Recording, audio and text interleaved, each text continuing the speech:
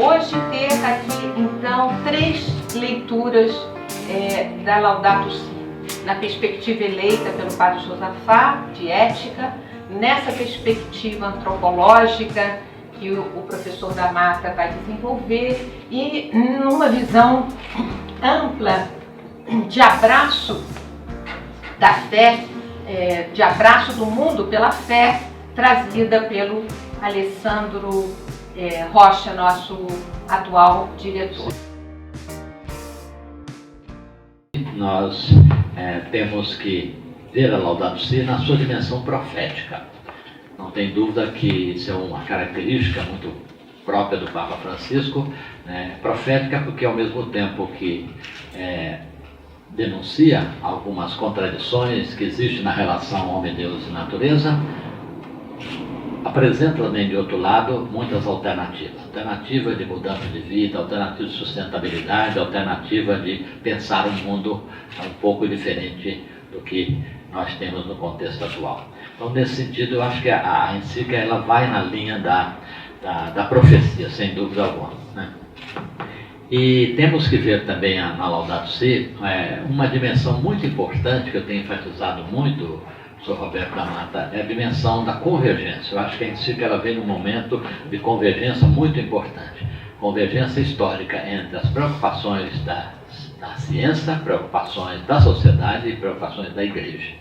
Então, acho que um momento muito importante onde as ciências já oferecem dados suficientes para mostrar realmente que esse caminho que nós estamos tomando na humanidade tem que ser repensado, né? Um dos aspectos muito importantes que a encíclica aborda é a questão da fidelidade nas coisas pequenas. Eu acho que aqui está uma dimensão ética muito importante, que o Papa Francisco realmente coloca isso muito forte na encíclica, ou seja, a perspectiva de que se nós queremos ter um mundo diferente, mudança, é preciso começar a partir de gestos pequenos e acessíveis, né, às nossas mãos. Então, nesse sentido, eu diria que a ética da fidelidade das pequenas coisas é algo muito importante dentro da encíclica Laudato Si.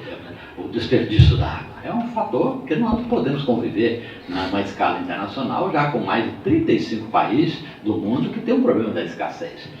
E o conflito dos territórios aumenta cada vez mais em função da água. Nas pequenas ações, fechar as torneiras, evitar banhos longos e assim por diante. São posturas, eu diria, pequenas, mas são necessárias. O desperdício. O desperdício é outra coisa também que na encíclica o Papa coloca isso de maneira muito forte. Nós temos que combater uma cultura do desperdício. Não é possível a gente contemplar aqueles dados da ONU, onde nos mostra recentemente que o mundo desperdiça 300 milhões de toneladas de alimento. Ou seja, 1/3 do alimento produzido no mundo é jogado fora. E aí vem realmente a postura da ética do cotidiano, ética de coisas pequenas, da gente poder realmente, como diz o Papa Francisco, lembrar que aquilo que às vezes sobra no nosso prato, está faltando no prato do outro. Então essa postura pequena, não custa nada a gente poder evitar isso, é desperdício. A carona solidária também é um fator importante. A PUC foi premiada por um aluno da comunicação, ganhou prêmios fora do Brasil, no sentido de um aplicativo voltado para a carona solidária. Um outro aspecto também que aparece muito na encíclica é a ética da interação ontológica, entre realmente as dimensões antropológica, teológica e cosmológica. Quer dizer que ao destruir a natureza, o homem manifesta um desconhecimento de sua própria e profunda verdade, de sua relação ontológica com os outros, com Deus, sendo um sinal da não colaboração com Deus na obra da criação. Eu acho que é exatamente o que a gente fica, nos dá uma certa indignação interior, quando a gente vê realmente que toda a criação está sendo dilapidada, destruída, ou usando a expressão do Papa Francisco, está sendo mutilada. Ética da visão sistêmica. Eu acho que a encíclica nos convida exatamente a um ponto central da encíclica, que está no capítulo sobre a ecologia integral, que é o capítulo 4º, que é extremamente importante, ou seja, como resgatar, talvez, essa dimensão, essa visão, aquilo que Edgar Morin chama de visão sistêmica, que outros chamam de visão holística, etc. Ou seja, nós estamos perdendo essa dimensão, É onde uma compreensão mais integrada entre as dimensões teológica, antropológica e ecológica. Estão profundamente imbricadas, nós sabemos disso. Mas é preciso realmente a gente resgatar essa nova visão, quer dizer, ter uma visão do mundo um pouco mais integrada, Não se pode mais, como diz o Papa Francisco, separar as questões sociais das questões ambientais. E contra essa visão sistêmica, eu acho que a encíclica nos mostra exatamente, primeiro, a visão fragmentada do ser humano, né? Uma compreensão do ser humano como se fossem esses rostos partidos, né? E assim também da ciência nossa, a nossa ciência também tem essa dimensão de ficar realmente presa, né, dentro das suas áreas e não manter um diálogo mais interdisciplinar, né, em relação a outras ciências. O individualismo que normalmente marca, cada um senta no seu mundinho, né, e aí fica, né, que é certamente uma dimensão que o nosso antropólogo vai abordar isso de maneira mais enfática. E depois do relativismo prático, de considerar o ser humano como objeto. Ética da inclusão do vulnerável. Aqui eu diria que é um ponto muito caro para o Papa Francisco e que aparece na encíclica, é isso, quer dizer, como a gente tem uma ética da inclusão, daquilo que está mais vulnerável, seja do ponto de vista antropológico, seja do ponto de vista mais ecológico. Né? Quer dizer, como as duas coisas estão muito próximas, muito unidas, nós não podemos separar isso. E contra esse princípio, aí tem as desigualdades planetárias, que está no número 48 da Laudato, a cultura do descarte, que eu acho que é uma das coisas muito fortes dentro da encíclica, tem aí realmente um descarte do ponto de vista da cultura tecnocrática e um descarte do ponto de vista humano. E a mesma coisa da exploração desenfreada do nosso ecossistema, né?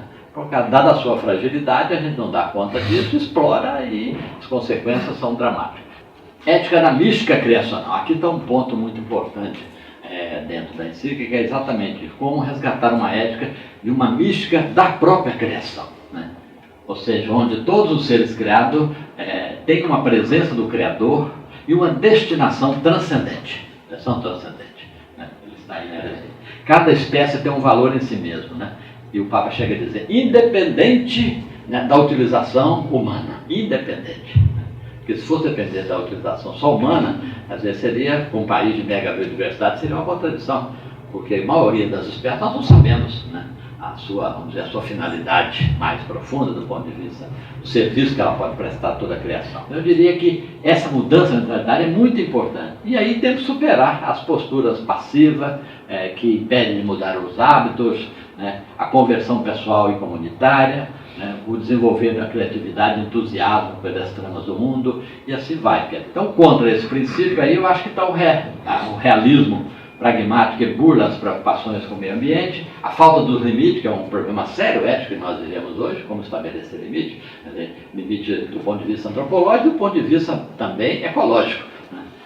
E eu acho que a resignação acomodada, ou a confiança cega nas soluções técnicas, né? Então, às vezes é isso, né? Abrimos os olhos para umas coisas, para outras nós fechamos. E a conclusão de tudo isso, né? Eu diria o seguinte, que a ética tem um papel importante, é uma tarefa de construção permanente do que fazemos, do que e por que fazemos, porque eu acho exatamente está aqui a questão das duas perguntas importantes, a pergunta moral e a pergunta da ética, né? Então, acho que a pergunta da moral é o que eu posso fazer, né? E é evidente, isso é na moral, da ética é por que eu posso fazer. Ou por que eu estou fazendo isso? Então tem uma dimensão social e pessoal. E aqui eu termino exatamente com a frase do Padre Antônio Vieira, eu gosto muito dessa frase de Vieira, que diz o seguinte: nós somos o que fazemos. Só existimos quando fazemos. Nos dias em que não fazemos, apenas duramos.